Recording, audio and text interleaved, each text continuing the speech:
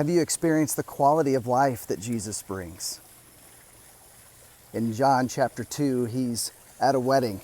I'm here at the Hummingbird House in South Austin where my cousin got married, as well as I've officiated some weddings here. And a wedding's a great place to do the first miraculous sign. In the previous chapter, Jesus had mentioned to Nathanael that he would see heaven open up. And here's one of those moments. It happens to be in Nathanael's hometown. And when you don't have enough wine for the guests, it's a great, shameful thing.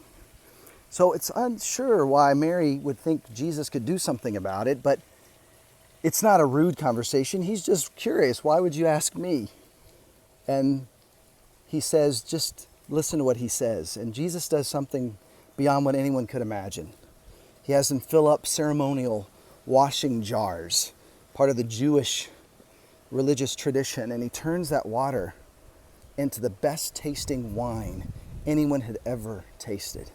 He brings a quality to life. This is the first of several signs that John will write about that show that Jesus is beyond what anyone could have imagined. Jesus then goes to the temple and says that he is a new temple that will be torn down and rebuilt in 3 days. The temple was usually where heaven and earth met. Jesus is now bringing heaven wherever he went.